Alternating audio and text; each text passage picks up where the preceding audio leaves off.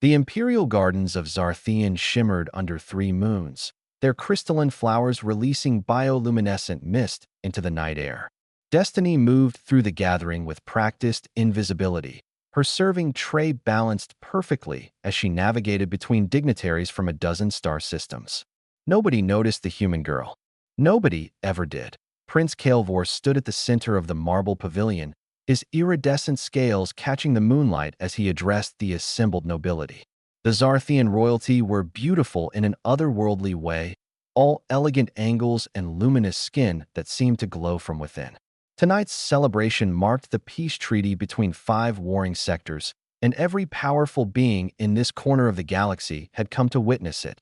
Destiny caught Antonio's eye from across the garden. Her fellow human gave her the slightest nod, his jaw tight with concern. They both knew something was wrong. The intelligence had been clear, an assassination attempt tonight, poison in the prince's drink. But which drink? Which server? She watched a tall server, definitely not human, approach the prince with a goblet of midnight blue liquid. The prince's favorite ceremonial wine. Destiny's heart hammered. The server's movements were too smooth, too deliberate. This was it. Without thinking, Destiny lunged forward. Time seemed to slow as she crossed the pavilion, her tray clattering to the ground. She reached the prince just as he brought the goblet to his lips and snatched it from his hands, the liquid sloshing over her fingers. "Forgive me, Your Highness," she gasped, and before anyone could stop her, she drank. The poison hit her system like liquid fire. Destiny heard Antonio shout her name as her knees buckled. The goblet shattered on the marble. Around her, the gathering erupted into chaos. Guards rushing forward, nobles screaming, the prince's voice commanding order through the pandemonium. But Destiny barely heard any of it. Her body was changing. She could feel it at the cellular level, like her DNA was being rewritten in real time. The poison, designed to exploit a weakness in Zarthian physiology, encountered something it hadn't anticipated: human adaptability. That Earth's children were survivors. They'd evolved through ice ages and plagues, adapted to every corner of their hostile little world. Humanity's immune system was a weapon forged in the crucible of 1 million environmental catastrophes, and right now, Destiny's was going to war.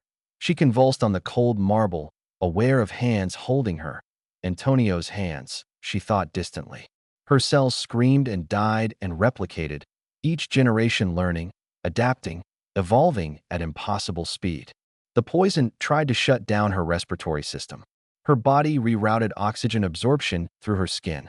It attacked her nervous system. Her neurons formed new pathways faster than they could be destroyed. Human DNA was messy, redundant, full of ancient viral code and evolutionary leftovers. What would kill a perfect species like the Zarthian only made humanity stronger. Destiny's eyes snapped open. She drew in a shuddering breath and sat up. Antonio's face hovered above hers, streaked with tears. Around them, the imperial physician stood frozen, his scanning device beeping frantically. Prince Kael'vor knelt beside her, his golden eyes wide with something that looked like awe. "Impossible," the physician whispered. "The scans show she's not just alive. She's immune to everything. The poison triggered some kind of cascade adaptation. Her immune system has become self-evolving." Destiny looked at her hands. They appeared normal, but she could feel the difference. Every virus, every toxin, every pathogen her body had ever encountered, and somehow, impossibly, millions it hadn't. She was now immune to them all. The poison had tried to kill her, and instead had unlocked something primal in her human genome, something that had been waiting millions of years for the right trigger. "How?" Prince Kael'vor breathed. "Our scientists designed that poison specifically. No species should survive it." Antonio helped Destiny to her feet, his grip protective. "You're not familiar with humans then, Your Highness," he said, his voice carrying an edge of pride. "We're from Earth. Our planet spent 4 billion years trying to kill us. We got good at not dying." The prince studied Destiny with new eyes, and she recognized the look. It was the same expression scientists got when they discovered something that rewrote their understanding of the universe. "Your people," he said slowly. "You come from a death world, don't you?" Destiny nodded, still catching her breath.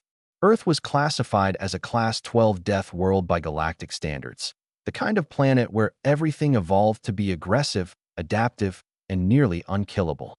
Most species couldn't survive there for a day. Humans had thrived for millennia. "We adapt," she said simply. "It's what we do." Over the following hours, as the would-be assassin was captured and the celebration dissolved into emergency protocols, word spread through the imperial court. The human girl who drank poison and became immune to everything. The servers who had been invisible suddenly became the most talked-about beings in the sector. Prince Kael'vor summoned Destiny to his private chambers as dawn broke over Zarthian. Antonio insisted on accompanying her, and the prince didn't object. "You saved my life," Kael'vor said, his luminous eyes serious. "But more than that, you've shown me something I'd forgotten. Strength isn't about perfection. It's about survival. Adaptation. Your people have something we've lost in our genetic refinement." Destiny met his gaze steadily. "We're not special, Your Highness. We're just stubborn." A smile crossed the prince's alien features. "Perhaps that's the most special thing of all." He gestured to a data slate on his desk. "I'm authorizing a full alliance with Earth. No more servant positions, no more second-class status. Humanity has proven it belongs at the table with the great powers." As Destiny and Antonio left the palace, walking into the alien dawn, she felt the change in her body, the humming awareness of her transformed immune system. She'd become something unprecedented, but in a way, she'd only become more human, more adaptive, more resilient, more alive. Behind them, the galaxy would never look at humanity the same way again, and ahead of them, the stars waited.